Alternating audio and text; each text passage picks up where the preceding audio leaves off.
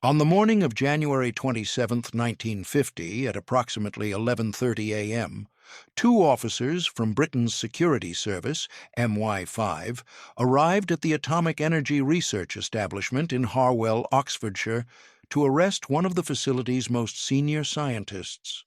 The weather that day was cold and overcast, typical for an English winter. The man they had come for was Dr. Klaus Emil Julius Fuchs, a 38-year-old theoretical physicist who held the position of head of the Theoretical Physics Division at Harwell. Fuchs was in his office when the officers arrived, working on calculations related to reactor design. He looked up from his desk as they entered, and according to the lead investigator's later testimony, he appeared neither surprised nor particularly distressed.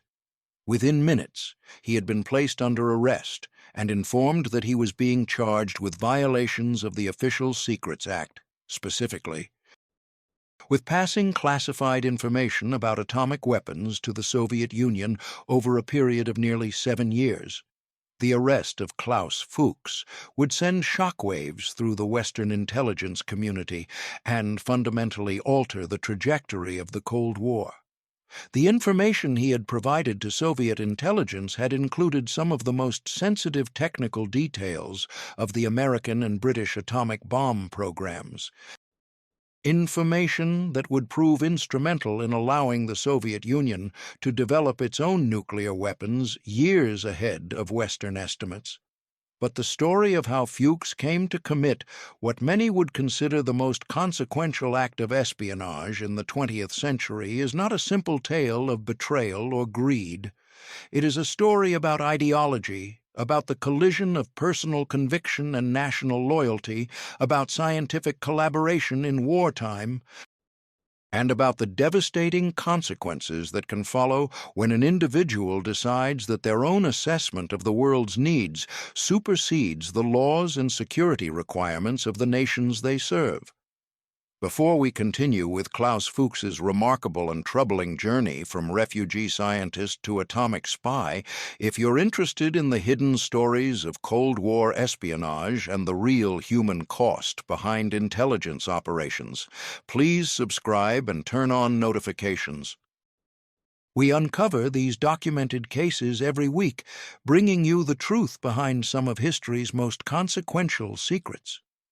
Klaus Fuchs had been born on December 29, 1911, in Rüsselsheim, Germany, a small town southwest of Frankfurt. His father, Emil Fuchs, was a Lutheran pastor with strong progressive political views who later became a Quaker. Emil Fuchs was known for his commitment to social justice and his opposition to militarism, views that would have a profound influence on his son. Klaus's mother, Elsa Wagner, came from a family of intellectuals and educators. The household in which Klaus grew up was one that valued learning, moral conviction, and political engagement. Klaus was the third of 4 children, and from an early age demonstrated exceptional intellectual abilities, particularly in mathematics and science. He attended the gymnasium in Eisenach and later in Bad Kreuznach, where his family had moved when his father accepted a pastoral position. His academic performance was outstanding, and he entered the University of Leipzig in 1930 to study mathematics and physics. The Germany of the early 1930s was a nation in profound crisis. The economic devastation brought by World War I's aftermath and the Great Depression had created widespread unemployment and social unrest.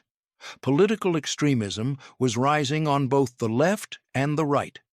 Klaus, influenced by his father's progressive views and by his own observations of social inequality, became politically active. In 1932, while still a student, he joined the German Communist Party, the KPD. This decision would shape the remainder of his life in ways he could not have anticipated. When Adolf Hitler and the Nazi Party came to power in January 1933, the situation for communists and other political opponents of the regime became immediately dangerous. The Nazis moved quickly to suppress opposition, arresting thousands of communists, socialists, and other dissidents.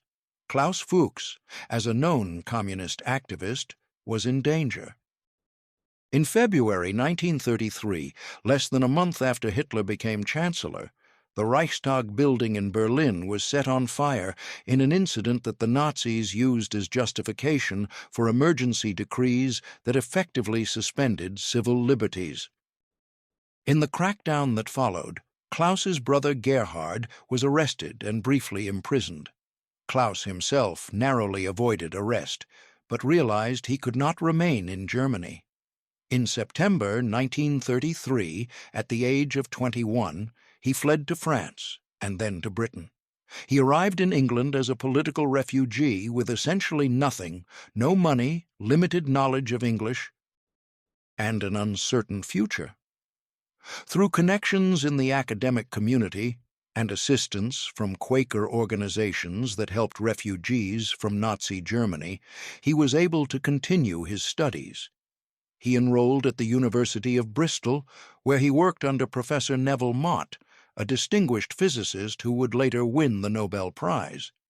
Despite the challenges of adapting to a new country and language, Fuchs proved to be a scientist of exceptional ability. He completed his doctorate in physics in 1937 with a thesis on quantum mechanics that demonstrated both deep theoretical understanding and mathematical sophistication. His work was highly regarded within the physics community, and he quickly established himself as a rising talent in the field. After completing his doctorate, he moved to the University of Edinburgh to work with Professor Max Born, another German refugee and future Nobel laureate, on problems in quantum theory and solid-state physics.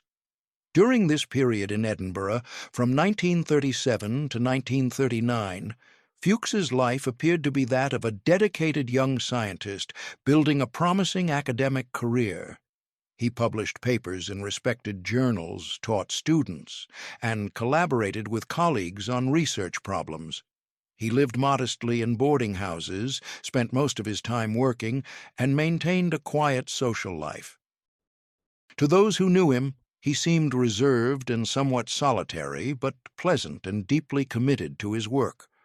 What colleagues and friends did not know was that Klaus Fuchs had remained a committed communist throughout this period. The Communist Party of Great Britain maintained contact with refugee members, and Fuchs had quietly maintained his political affiliations while being careful not to draw attention to himself. He attended occasional meetings and maintained connections with other communist refugees, but he was discreet about these activities, understanding that overt political activism might jeopardize his position in Britain. When World War II began in September 1939, the situation for German refugees in Britain became complicated. Although many, like Fuchs, were refugees from Nazi persecution, they were still technically enemy aliens. In May 1940, following Germany's invasion of France and the Low Countries, the British government implemented a policy of interning Germans and Austrians living in Britain regardless of their political backgrounds or reasons for being in the country. Klaus Fuchs was arrested on May 12, 1940, and sent to an internment camp on the Isle of Man. Later, he was transferred to a camp in Quebec, Canada, where conditions were harsh and internees faced an uncertain future. The internment of refugee scientists like Fuchs was controversial from the beginning. Many prominent British scientists protested, arguing that these refugees were victims of Nazi persecution and that some possessed valuable scientific expertise that could aid the war effort.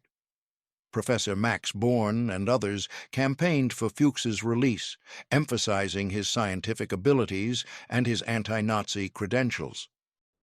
In December 1940, after 7 months of internment, Fuchs was released and allowed to return to Edinburgh. The experience of internment had been difficult, but it had not diminished his commitment to the fight against fascism. What happened next would set Fuchs on the path toward espionage. In May 1941, Professor Rudolf Peierls, a German-born physicist who had become a British citizen and was working on highly classified research, contacted Fuchs and offered him a position working on a secret project.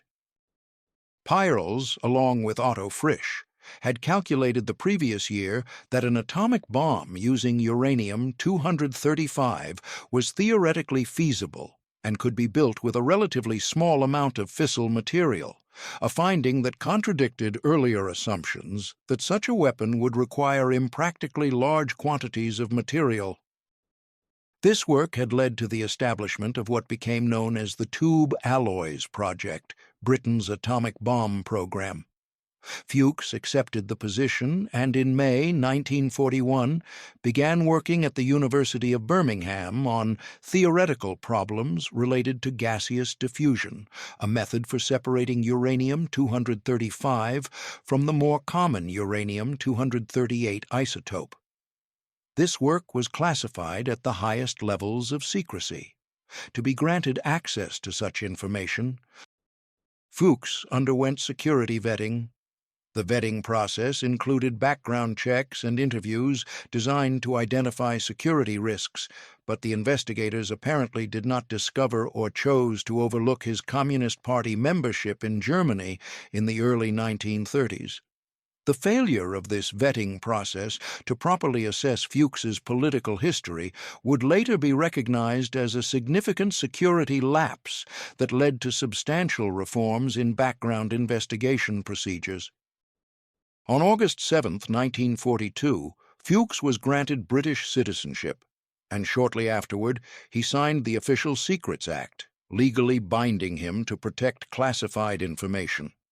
It was during this period in Birmingham, in late 1941 or early 1942, that Klaus Fuchs made the decision that would define the remainder of his life. He decided to contact Soviet intelligence and offer to provide information about Britain's atomic bomb research.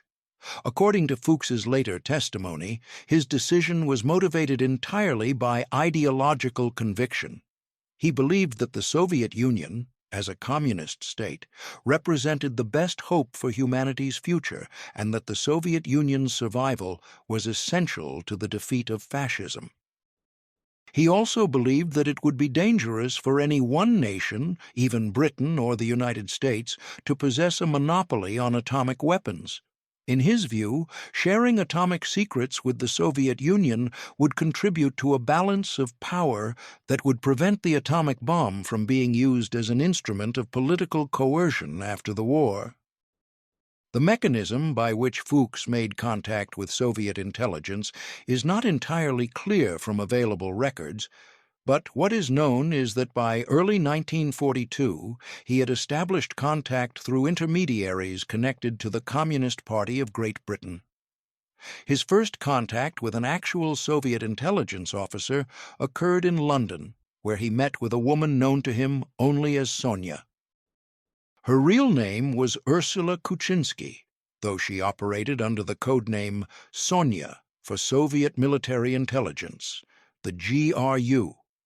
She was an experienced intelligence operative who had worked in China and Switzerland before being assigned to Britain. Their first meeting took place at a location in the Banbury area in late 1942 or early 1943. According to later accounts, Fuchs provided Sonia with a handwritten report detailing his work on gaseous diffusion and the theoretical problems associated with uranium separation. The information was technical and detailed, filled with equations and calculations that only someone with advanced training in physics could have produced or understood. Sonia photographed the documents and passed them through intelligence channels back to Moscow. Over the following months, Fuchs met with Sonia approximately every 3 or 4 months. He would prepare written reports summarizing his work and new developments in the British atomic program, and she would photograph these reports. The meetings were conducted with standard tradecraft, different locations each time, counter-surveillance procedures to ensure they were not being followed, brief encounters that would appear innocent to any observer. To anyone watching, these would have looked like casual meetings between acquaintances, perhaps a young man and an older woman having a conversation in a park or on a street corner. The information Fuchs provided during this period was valuable, but not yet of the highest strategic importance. The British atomic program was still in its early theoretical stages, and much of Fuchs's work involved calculations and hypothetical designs. However, the information gave Soviet scientists important insights into Western approaches to atomic weapons design and helped them avoid dead ends in their own research. In December 1943, the nature of Fuchs's espionage was about to expand dramatically. The British atomic program had become increasingly integrated with the larger American effort, known as the Manhattan Project. British scientists, including Fuchs, were being transferred to the United States to work directly at American atomic facilities. On December 3, 1943, Klaus Fuchs boarded a ship in Liverpool bound for New York. He was 32 years old, held a British passport, and carried authorization to work on the most secret military project in American history. Fuchs arrived in New York in early December and was sent to Columbia University, where he worked with a team led by Dr. Harold Urey on gaseous diffusion problems. The scale of the American program dwarfed anything Fuchs had experienced in Britain. The Manhattan Project employed thousands of scientists, engineers, and workers at facilities across the United States. The budget was essentially unlimited, and the urgency was intense. American military and scientific leaders were operating under the assumption that Germany was also pursuing an atomic bomb, and that the race to develop such a weapon first could determine the outcome of the war. Shortly after arriving in New York, Fuchs re-established contact with Soviet intelligence. His new handler was a man who introduced himself as Raymond. Raymond's real identity was Harry Gold, a Philadelphia chemist who had been working as a courier for Soviet intelligence since the 1930s. Gold was not a professional intelligence officer, but rather what the Soviets called an agent, an American citizen who assisted Soviet intelligence operations for ideological reasons and modest payments. Fuchs and Gold met for the first time in late January or early February 1944 on the Lower East Side of Manhattan. According to Gold's later testimony, Fuchs appeared nervous during their first meeting, but quickly became more comfortable as they established a working relationship. Fuchs explained that he was working on the American atomic bomb project and could provide detailed technical information. Gold's role was simply to receive the information and pass it through Soviet intelligence channels. Over the following months, while Fuchs worked at Columbia University, he met with Gold approximately once every 2 or 3 months.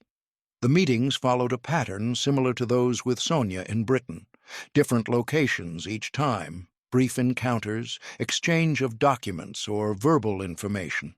Fuchs would prepare written reports or bring documents from his work, and Gold would receive them and arrange for their transmission to Soviet intelligence contacts in New York.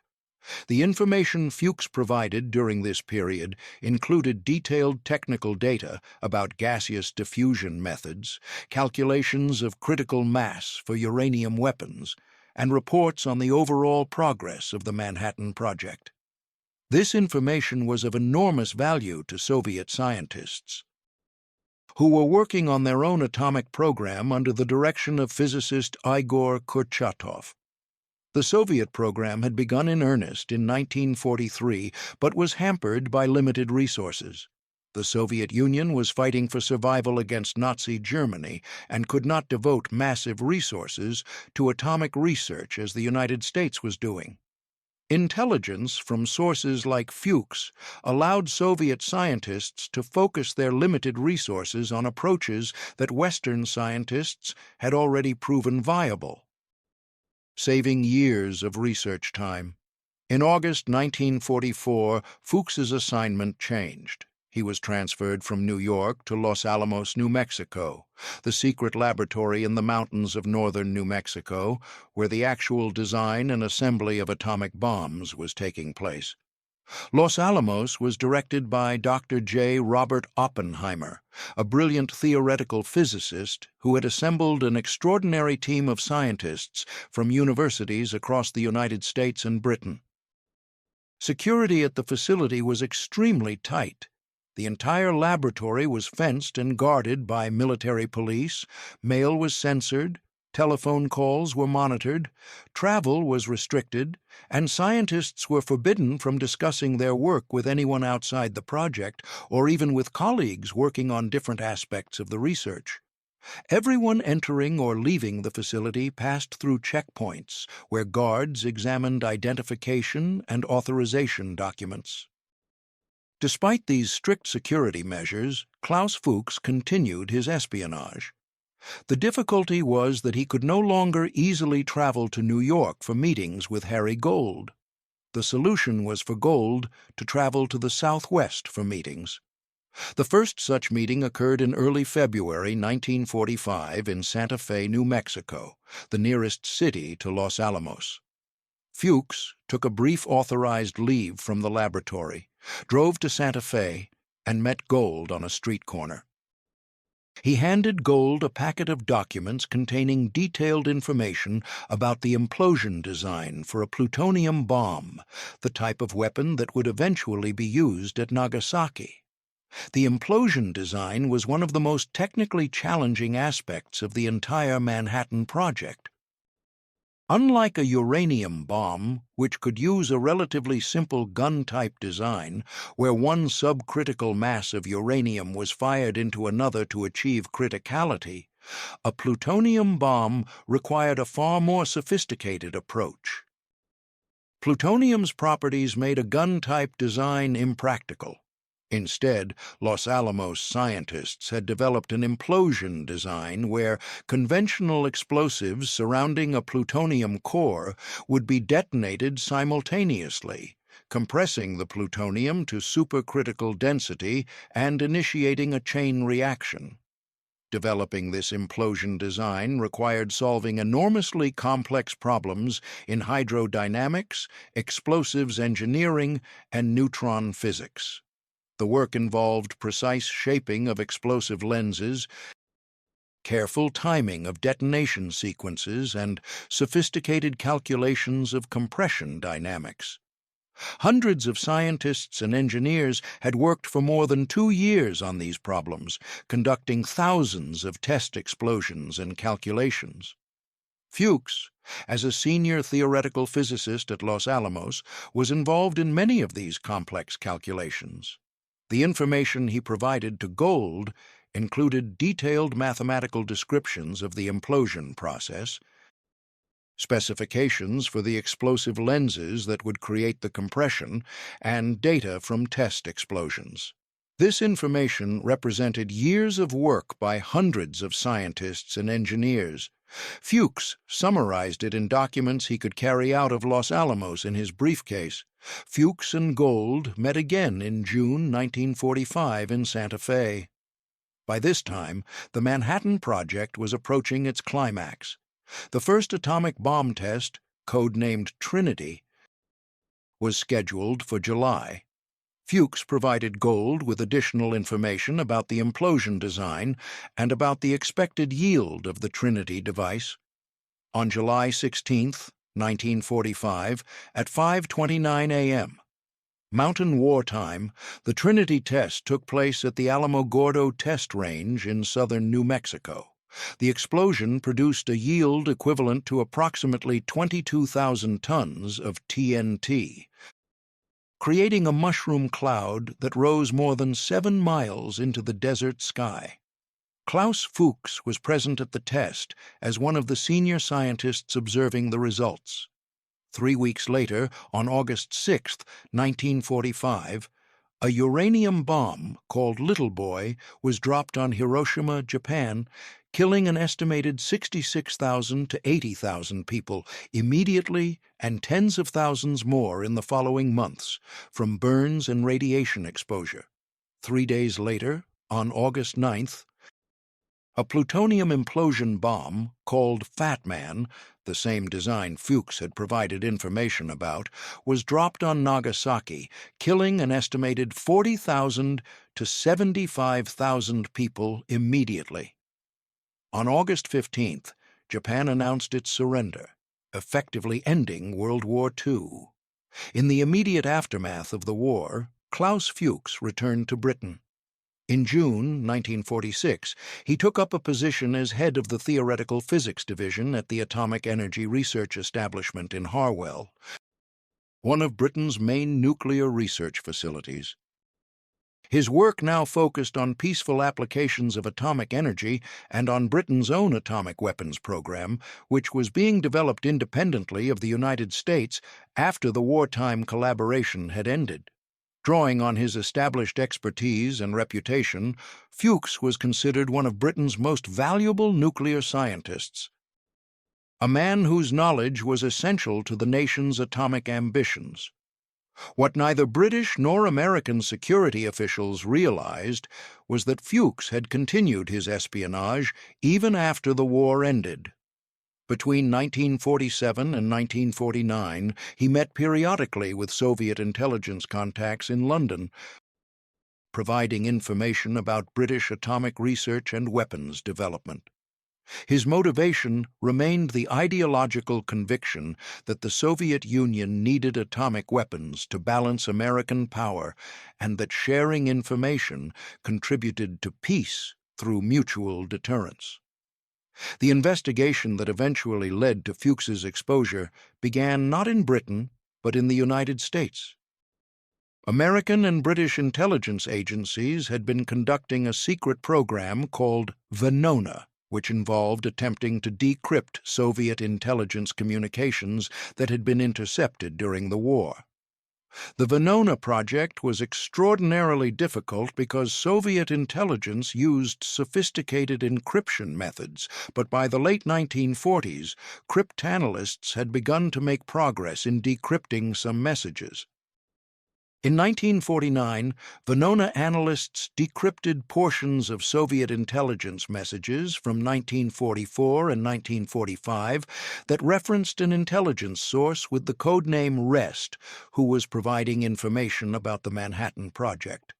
The messages were fragmentary and did not identify the source by name, but they contained enough detail to narrow the possibilities. The source was described as a British scientist working at Los Alamos during the war. There were only a handful of British scientists at Los Alamos, and further analysis of the decrypted messages suggested that REST was a theoretical physicist who had worked on implosion calculations. This information was shared with British intelligence in mid-1949. MI5 began a quiet investigation of the British scientists who had been at Los Alamos. Klaus Fuchs was one of several individuals who fit the profile, but he was not immediately the primary suspect. The investigation proceeded carefully because the evidence from Venona could not be used in court. Revealing that Soviet codes had been broken would compromise ongoing intelligence operations. In October 1949, an event occurred that dramatically increased the urgency of the investigation. On August 29, 1949, the Soviet Union conducted its first successful test of an atomic bomb at the Semipalatinsk test site in Kazakhstan. The test, called First Lightning by the Soviets and detected by American monitoring stations, shocked Western intelligence officials who had estimated that the Soviet Union would not have atomic weapons until the early 1950s at the earliest. The fact that the Soviet bomb used an implosion design remarkably similar to the American Fat Man device raised immediate suspicions about espionage.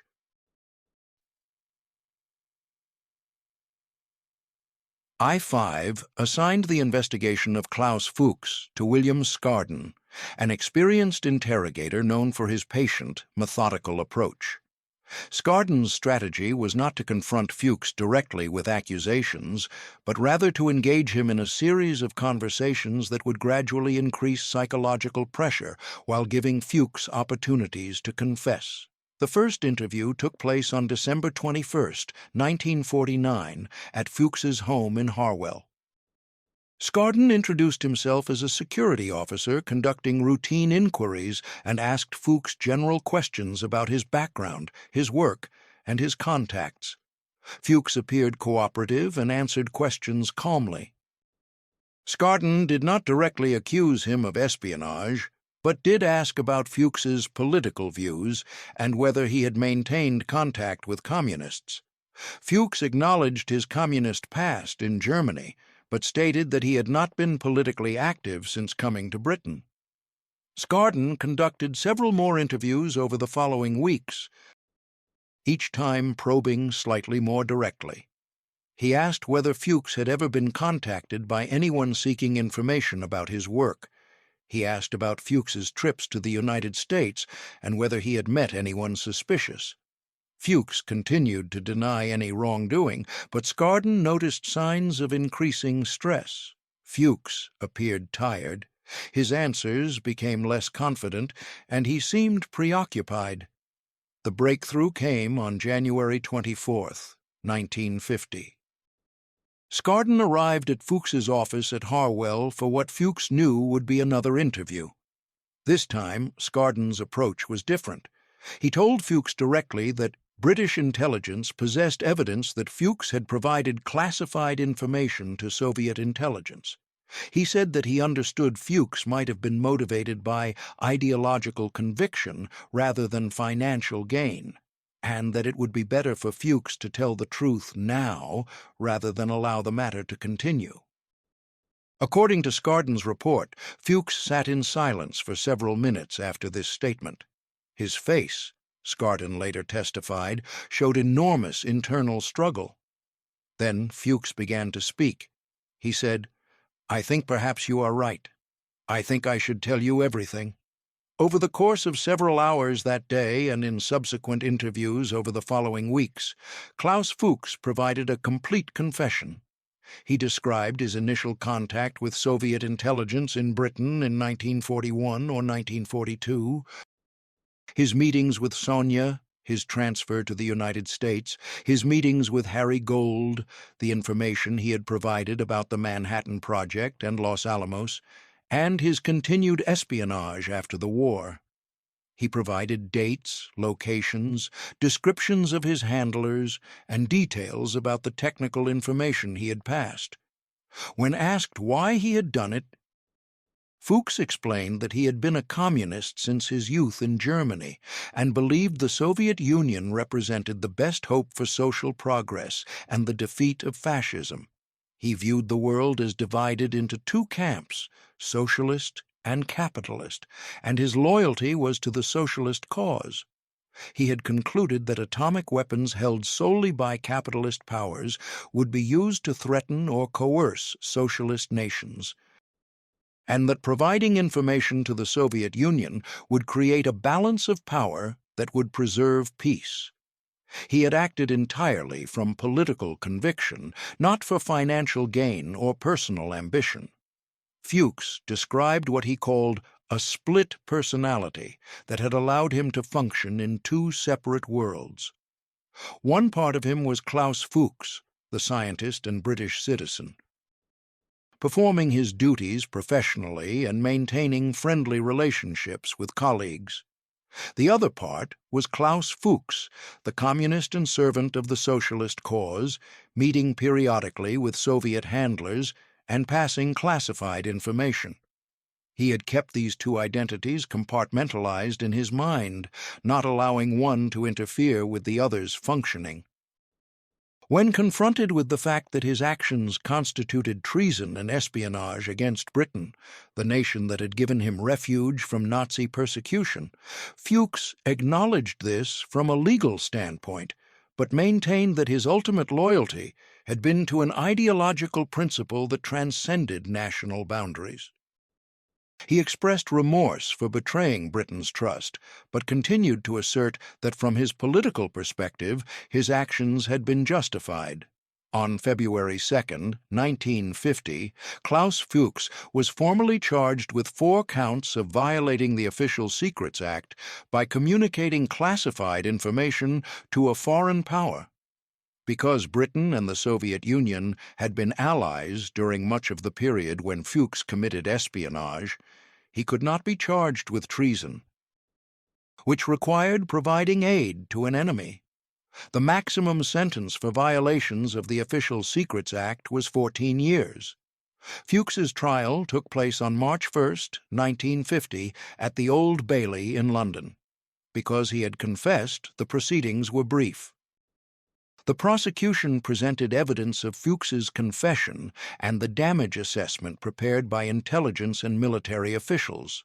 The assessment concluded that Fuchs had provided the Soviet Union with information that advanced their atomic weapons program by an estimated 2 to 3 years, and had given them detailed knowledge of American and British weapons designs.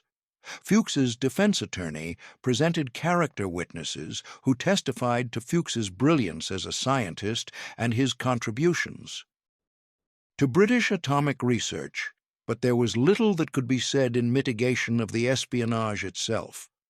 Fuchs himself made a statement to the court in which he expressed remorse for betraying Britain's trust, but continued to assert that he had been motivated by his belief in the communist cause rather than by malice toward Britain. The judge, Lord Chief Justice Goddard, sentenced Fuchs to 14 years in prison, the maximum allowed under the law. In his sentencing remarks, Goddard stated that Fuchs had committed a grossly wicked act and had betrayed the nation that had given him sanctuary. He noted that the information Fuchs had provided had potentially endangered the security of Britain and its allies and had contributed to a dangerous arms race. Fuchs was sent to Wakefield Prison in West Yorkshire to serve his sentence. In prison, he maintained good behavior and spent his time reading, studying, and working in the prison library. He received occasional visits from his brother Gerhard, who had also fled Germany and was living in Switzerland, but he had few other visitors. His father, Emil Fuchs, who had moved to East Germany after the war and had become a prominent academic there, wrote letters expressing continued love and support despite disapproval of his son's methods. The exposure of Fuchs's espionage had immediate and far-reaching consequences. In the United States, Fuchs's confession led FBI investigators directly to Harry Gold, who was arrested in May 1950 in Philadelphia. Gold, faced with evidence from Fuchs's confession and from his own apartment where incriminating materials were found, also confessed. Gold's confession then led investigators to David Greenglass, a U.S. Army machinist who had been stationed at Los Alamos during the war and had also provided information to Soviet intelligence. Greenglass's confession implicated his brother-in-law, Julius Rosenberg, and Rosenberg's wife, Ethel, leading to their arrest and eventual execution in 1953 for espionage. The Fuchs case also intensified anti-communist sentiment in both Britain and the United States, coming as it did at the height of the early Cold War, when tensions between the Western powers and the Soviet Union were escalating rapidly. The revelation that a trusted scientist had betrayed atomic secrets fed fears about communist infiltration and internal subversion. In the United States, Senator Joseph McCarthy and others used cases like Fuchs's as evidence of the need for aggressive investigations of suspected communists in government, academia, and other sensitive positions. The climate of suspicion and accusation that characterized the early 1950s was due in significant part to the shock of the Fuchs case. From a technical and strategic standpoint, the damage Fuchs had caused was enormous. Intelligence assessments concluded that the information he provided had given Soviet scientists detailed knowledge of implosion weapons design, had confirmed the feasibility of various technical approaches, and had allowed them to avoid years of trial and error research. Some historians and scientists have argued that Soviet scientists would have eventually developed atomic weapons regardless of Fuchs's espionage, and this is undoubtedly true. The Soviet Union had talented physicists and engineers of its own, and the basic physics of atomic weapons was understood by scientists worldwide. However, what Fuchs provided was detailed knowledge of solutions to specific engineering and design problems that had required the Manhattan Project's enormous resources to solve. This knowledge allowed the Soviet program to leapfrog over years of development time. Soviet scientists themselves later confirmed that the intelligence Fuchs provided had advanced their atomic bomb program significantly, validating the Western damage assessments. In the context of the early Cold War, when strategic calculations were based on assumptions about when the Soviet Union would acquire atomic weapons, advancing the program by 2 to 3 years was immensely significant. It meant that the period during which the United States had a nuclear monopoly, and thus enormous strategic leverage, was shortened considerably. Klaus Fuchs served 9 years and 4 months of his 14-year sentence. In June 1959, he was released from Wakefield Prison on good behavior. Within days of his release, he left Britain and traveled to East Germany, where his father and other family members were living. The East German government welcomed him. He was appointed deputy director of the Central Institute for Nuclear Physics near Dresden, a position that allowed him to return to scientific research, though in the area of peaceful nuclear energy rather than weapons. In East Germany, Klaus Fuchs lived quietly for the remainder of his life. In 1959, shortly after arriving, he married Margaret Keilson, a longtime friend and fellow communist whose husband had died in a Nazi concentration camp. They lived together in a modest house near Dresden. Fuchs continued working at the Nuclear Research Institute, publishing papers on reactor physics and supervising younger scientists. When asked in later years about his espionage, Fuchs expressed no regret for having provided information to the Soviet Union. He continued to believe that doing so had been correct from the perspective of his political convictions. However, he did express regret about the consequences for other people, particularly for British colleagues who had trusted him and for scientists whose careers had been damaged by association with him. He acknowledged that his actions had contributed to the climate of suspicion and fear that characterized the early Cold War, though he maintained that this was a consequence of Cold War dynamics rather than of his individual choices. Fuchs lived in East Germany for 29 years. He witnessed the construction of the Berlin Wall in 1961, the various crises and confrontations of the Cold War, and the gradual decline of the East German state in the 1980s. He died on January 28, 1988, at the age of 76 in Berlin. His death occurred just months before the events that would lead to the fall of the Berlin Wall and the collapse of the communist regimes in Eastern Europe. The moral and political questions raised by the Fuchs case remain subjects of debate.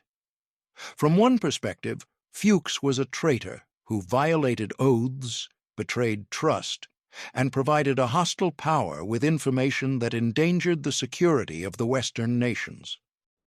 From another perspective, he was an idealist who acted according to deeply held political convictions and who believed he was preventing the atomic bomb from becoming a tool of American imperialism.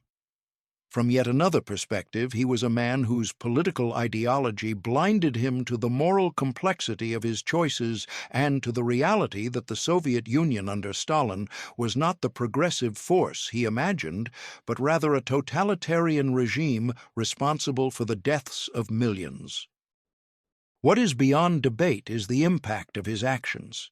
The information Fuchs provided accelerated Soviet acquisition of atomic weapons, contributed to the nuclear arms race that dominated the second half of the 20th century, and influenced strategic calculations that shaped Cold War confrontations from Korea to Cuba to Vietnam. Whether one views these outcomes as inevitable consequences of great power competition or as tragedies that might have been avoided or mitigated with different choices, Fuchs's espionage was a significant factor in how they unfolded. The personal costs were also significant, though distributed unevenly. Fuchs himself spent nearly a decade in prison, but afterward lived comfortably in East Germany, pursuing his scientific work and apparently at peace with his choices. Harry Gold, who had served as his courier, was sentenced to 30 years in prison and served 15 before being released in 1965. David Greenglass served 10 years. Julius and Ethel Rosenberg were executed.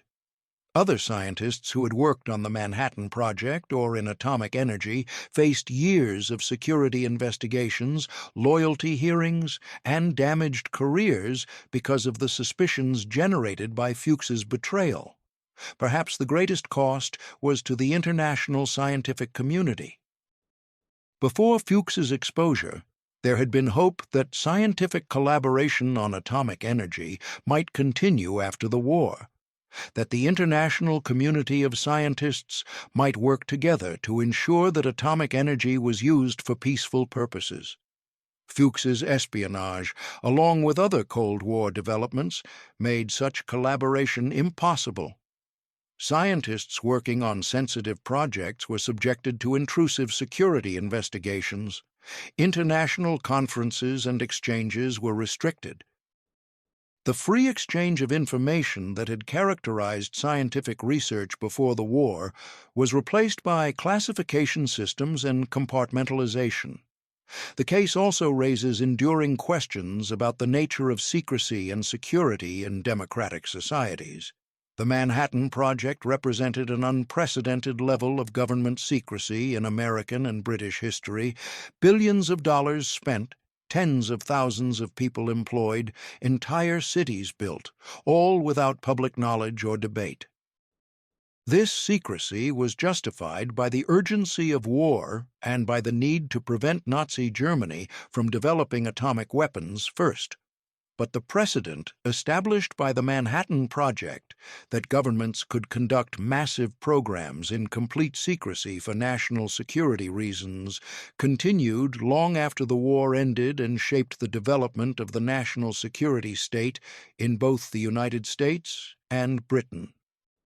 The inadequacy of the security vetting that had failed to prevent Fuchs's access despite his communist background was recognized at the time and led to significant reforms.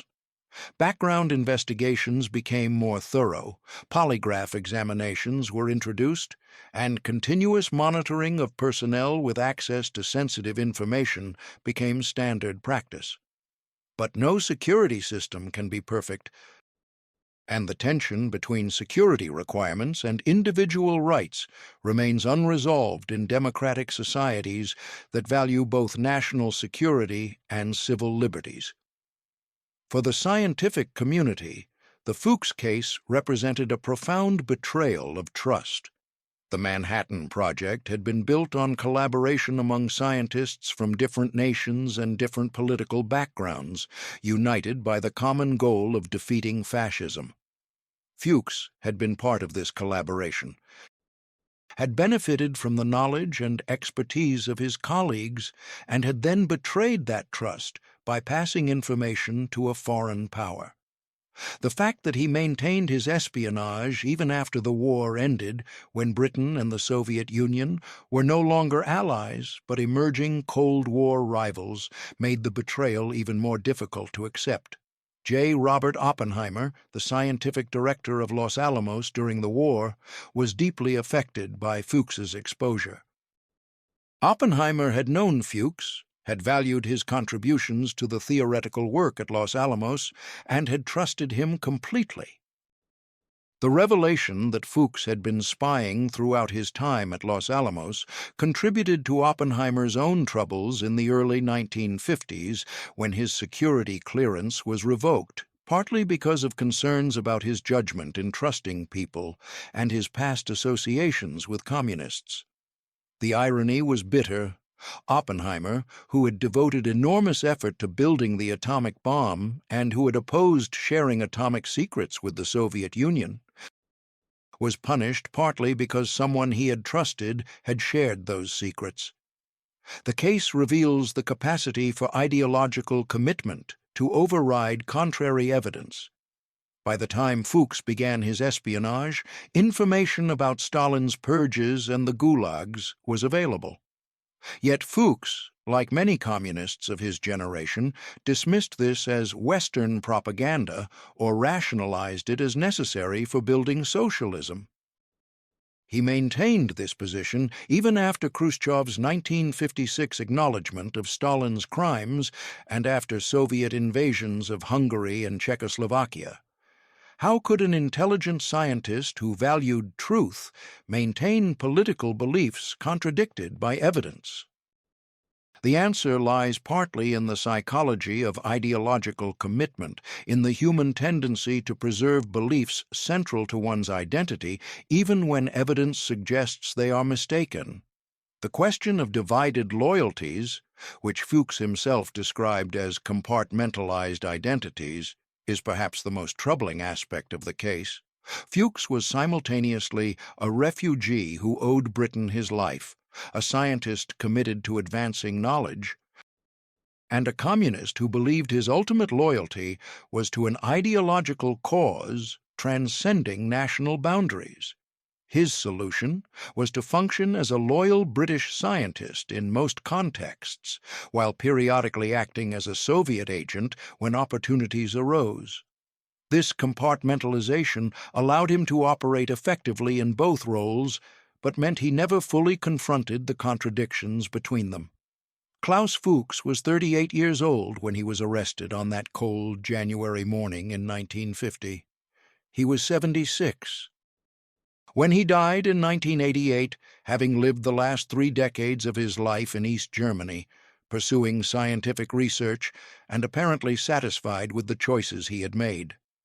The information he provided to Soviet intelligence between 1941 and 1949 altered the strategic balance of the early Cold War, accelerated the nuclear arms race, and contributed to the climate of fear and suspicion that characterized the period.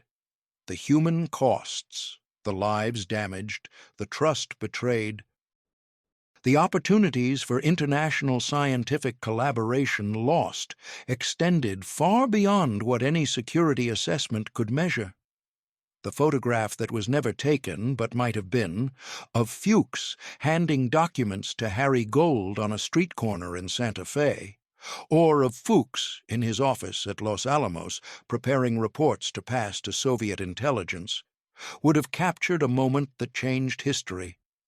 But, like all such moments, it would have shown only surfaces, only the visible action, not the complex web of motivations, beliefs, rationalizations, and consequences that surrounded it.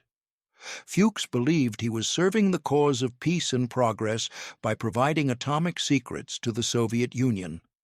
Others believed he was committing treason and endangering civilization. The full complexity of Fuchs's choices and their consequences resists simple moral judgment. What remains clear is that Klaus Fuchs made choices that affected millions of people who never knew his name and who had no voice in decisions that shaped their world.